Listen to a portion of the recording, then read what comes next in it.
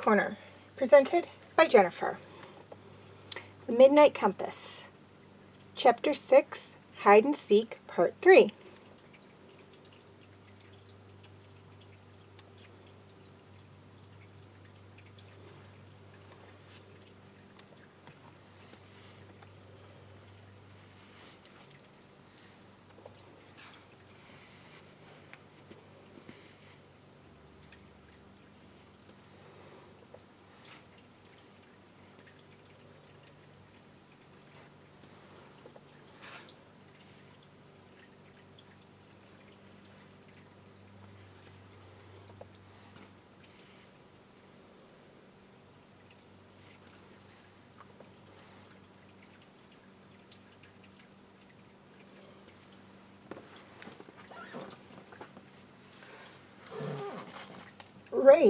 Rayla's ears twitched and a cold dread shuddered down her spine.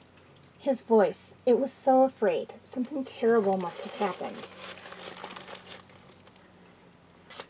She sprang down the tree as fast as she could, a lump caught in her throat.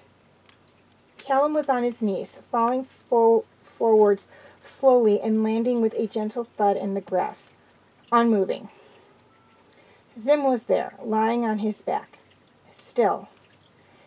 "Callum! Zim!" she cried out, falling to her knees between the boy and dragon, one hand resting on Zim's chest, and the other found the human prince's arm, turning him onto his back. "Callum, I'm here. I'm... Her breathing shuddered in horror. Was he? Were they? No. But as she reached to try and find a pulse, her ears twitched again. Catching a slight sound, and reality came back to her. Something or someone had done this, and her instincts had her jerked to the side as something flew past her head and landed with a loud metallic thunk onto the tree she had moments ago climbed. That was definitely not a dart. That was a crossbow bolt. Rayla found her feet quickly, and with a swish, both blades were out.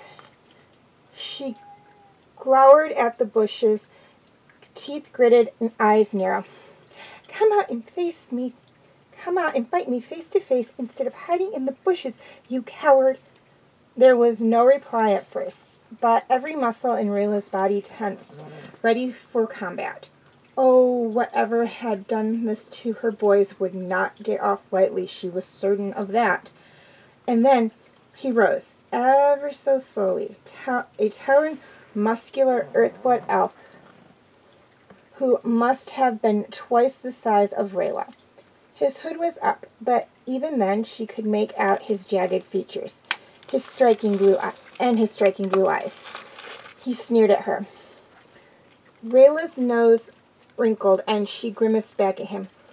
"What did you do to my friends?"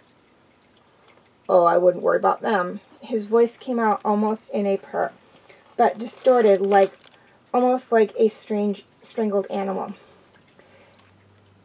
And then it was all too low and deadly cold. "Arxel wants them alive. You should be more concerned about yourself, because I get to kill you." Ever so slowly he reached behind him, and from his back she watched him pull out a large metal mace. And with a speed she hadn't expected, he lurched forward and was suddenly right in her face. As he swung, she barely swept out of the way in time, darting under his arm. She jumped back, glancing him up and down, reading him as quickly as she could. She needed to draw him away from the princess. If either of them got hurt, his eyes caught hers, and he scoffed. He was standing over the two unconscious figures, his boot rested atop Callum's back. "Oh, what's wrong, little one? You seem awful attached to this vile human boy." A sadistic grin split across his face.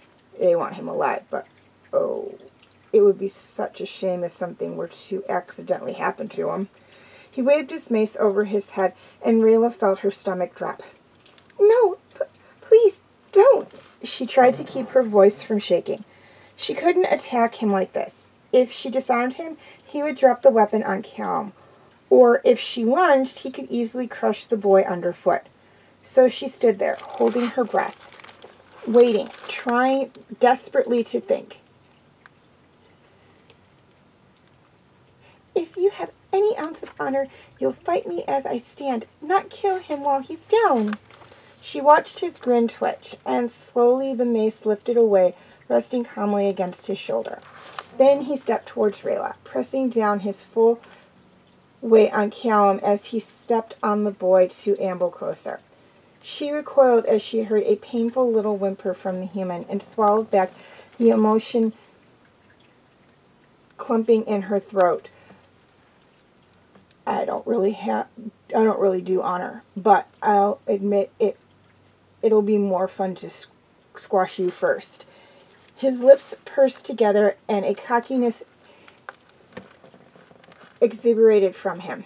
Tell you what, you want honor? Here, I'll let you take the first swing this time. It'll make things interesting. Rayla exhaled through her nose, her legs moving before her mind could.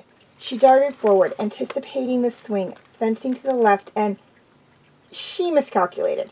She had been certain he would swing down at her, but in a swift movement, the mace fell from his shoulder and swung upwards, colliding with her right shoulder and upper chest. She cried out as something cracked from the impact, and the spikes dug into her through her leather armor. The collision sent her flying skyward. Her weapons were ripped from her grasp. She landed a good few feet away, rolling across the ground and colliding painfully with the base of a tree. She hissed under her breath, agony ringing through her, pulsing from her shoulder. He sighed, tutting as he shook his head, approaching her as she lay there, stunned and shaken. Oh, shameful. I thought this would be more fun, that you put up more of a fight. Oh, well, let's end this, shall we? He raised the mace to take another swing, but with what energy she had, Rayla kicked away from the tree and rolled between his legs. She heard the smash of metal against wood a fraction of a second after her foot had left the tree. He paused, glowering at her over his shoulder, and it gave Rayla enough time to pull her shaking body back to her feet. He huffed and shook his head. Oh, I pity you, truly. The longer you draw this out, the more painful your death will be. But if you're going to keep bouncing around like that, I suppose I'll need a weapon that can keep up. He returned the mace slowly to his back, and Rayla watched as he reached for something on his belt, and slowly drew a large, deadly-looking machete. Rayla's eyes flickered with confusion. The mace had made sense to her. From the looks of it, the weapon had been crafted by Earthblood hands. But this? The machete was clearly of Moonshadow origin, and it made her uneasy, to say the least. He grinned again, running his fingers slowly across the side of its edge. Nice, isn't it? One of the first weapons I collected. I've run through a fine number of people with this. Rayla's eyes burned into his own, and she bit back her words. But now she felt vulnerable. Her blades were scattered, and she feared if she broke eye contact for even a second to check their location, he would strike. She acted on instinct. She bolted as he did, the larger elf forward and her to the side, reaching for at least one of her blades so she could hold her ground. She tumbled and rolled and grabbed her blade in the hand of the arm that wasn't screaming at her in agony and raised it to meet the incoming weapon. There was a clash of metal against metal, and he bore down on her heavily. It took all her strength to hold him back, but eventually the metal of both blades slipped, and he used it to slash at her previously uninjured arm, leaving a nasty gash against her skin. She hissed, and in retaliation her blade slashed up, catching him in the face, and he staggered back, clenching at his jaw. It gave Rayla enough of an opening to properly take him in. Something on his person caught her eye, and she lunged again. But this time, Friend was prepared. He countered, shoving Rayla back, the tip of his blade catching her in the side. She staggered back, panting, the grip on her blade now slipping, and with a glance down she shuddered. The hilt of her blade was wet with blood. Her blood. And from the wound on her arm as it trickled down her hands. She couldn't keep this up much longer. But maybe, if she was lucky, she wouldn't have to. Fran dived forward, a fury in his eyes this time, and Rayla tried to dodge, but he crashed into her. She found herself pinned down, blade clattering from her hand once more. His hand crunched down on her wounded shoulder, and she howled out in pain. The man's voice hissed, "Insolent child, I'll make sure you die a slow and agonizing death for this." He snarled, blood trickling down his chin and dripping onto her neck. She regarded him coldly. "I'd like to see you try." He snarled and pulled back the machete, but froze, his face flickering in confusion. Now Rayla smirked, and weakly raised a pointed finger. He followed her gaze to his chest where one of his own darts was stabbed. That would be the art of misdirection. Got the idea from you, you big fool." She grinned, watching the harrowing realization flicker in his one good eye.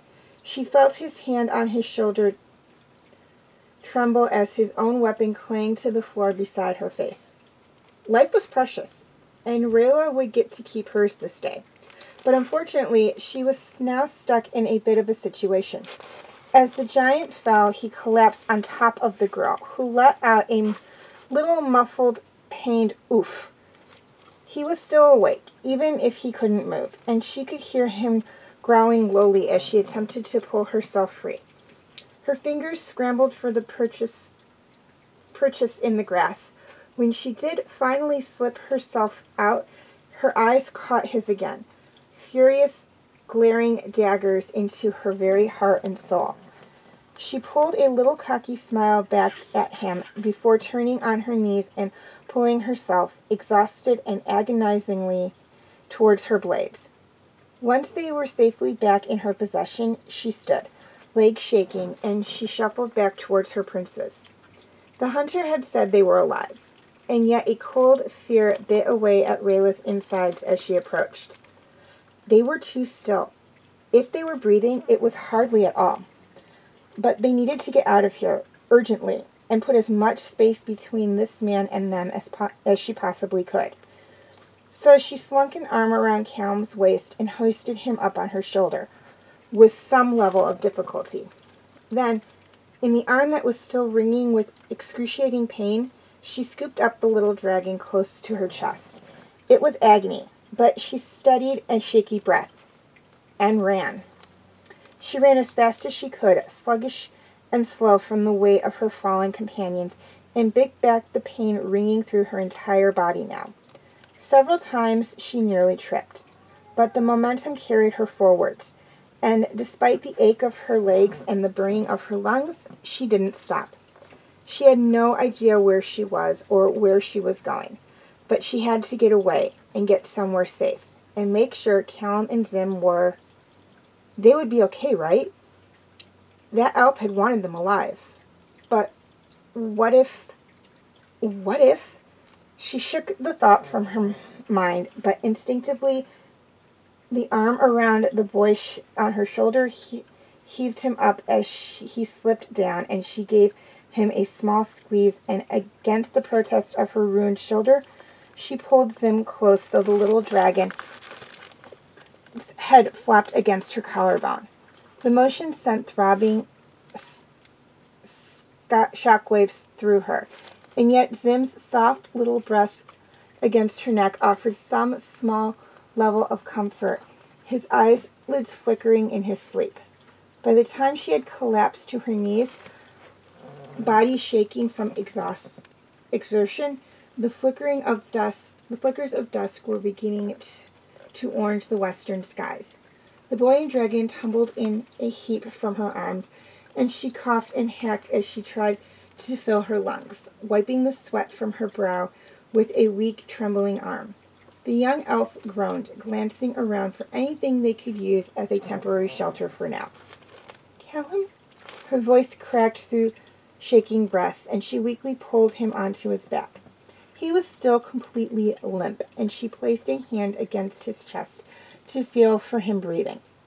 It was shallow, and she pursed her lips together, her ears pinned back in worry. Callum? Hey, come on, you've got to wake up. Her voice trailed off, and she scooped him up in one arm. I need your help. I can't carry both of you. It's too much.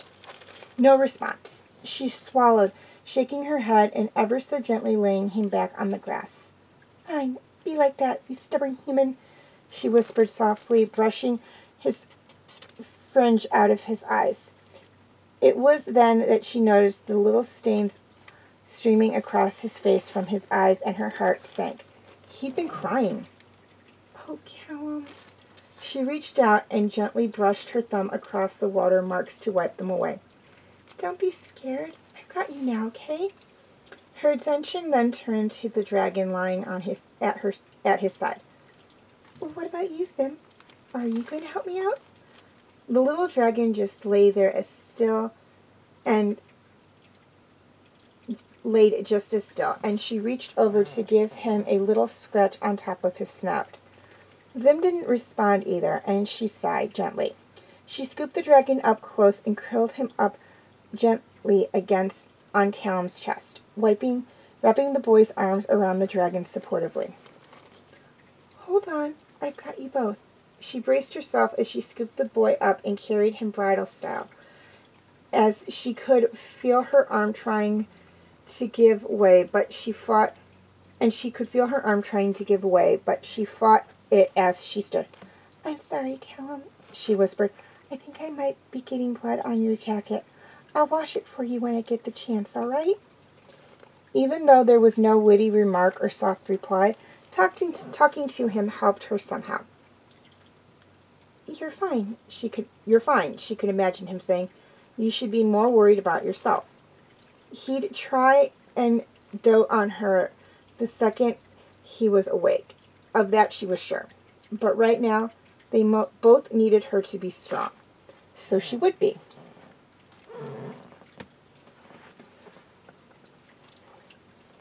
The passage of time felt completely distorted to Callum. He didn't dream. And there was a terrible, awful feeling as his consciousness regained where he entered a sort of sleep paralysis.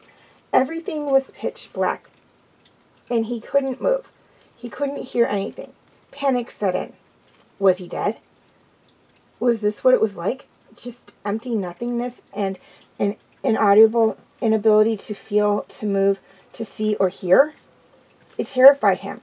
He wanted to call out to someone, anyone, but he couldn't. It was torture. But as he lay there, he could feel something, a sensation of his back being lifted gently up, and he could hear something, a voice, one he knew all too well. Hey, it's okay, Callum, it's okay. And then he realized to his relief he wasn't dead, but rather laying limp in Rayla's arms. At least he was pretty sure he was alive. If he was dead and hearing Rayla's voice, he imagined her words would probably involve a lot more her yelling at him or words full of bitter grief. But he couldn't open his eyes. They felt glued shut, and he trembled, trying to at least find words to let her know he was awake. But none came to him, so he lay there, perfectly still. It was at the point he realized just how numb every part of his body was. There was little sensation anywhere, only pressure. The pressure of his back against Rayla's arm, of her hand on his side, of something rather heavy sitting on his chest. Whatever it was making it rather difficult to breathe. And as he tried to take a larger breath, That was when a sharp pain rang through his chest and back, and he whimpered, shuddering. Immediately he felt Rayla's grip on him tighten a little, and something brush against his cheek lightly. Hey, shh, you're all right. It was almost like magic. The way her soothing words dispelled the pain, and the tension in his body relaxed again. Callum, I'm so sorry, she continued after a few seconds. I wanted to keep you from getting hurt, but I don't know. He stood on you pretty hard. Who? Someone stepped on him? When? You know what I don't think... Hold on. Zim's probably not making it easy for you to breathe, is he? A little like he heard a... And like that, he heard a little scuffle, and the weight on his chest was lifted. But as it was, he heard a little pained cry from the elf holding him, and the sound sent a wave of emotions through his brain. She was hurt. Something had hurt her, and he wanted so badly to help her, but he couldn't. And he could feel the frustration rising. After a moment, he heard her sigh. Please wake up soon, okay? I don't know how safe we are right now, and we really need to get moving. But I can't carry you any further while I'm like this, and... She finally fell silent. He tried to take another deep breath, and the pain rang through him again, sending out another pained cry, and she clutched him close once more. He tensed, gritting his teeth. Then, with what energy he could muster, he finally opened his eyes. He heard Rayla gasp slightly, and as his eyes glanced up to meet hers, he mustered a weak smile. His voice came out broken and weak, but it felt louder in the silence. Hey. She was too stunned to reply at first, but he watched her face crack into a relieved, watery-eyed smile. Then in a voice so soft and gentle, she responded, Hey,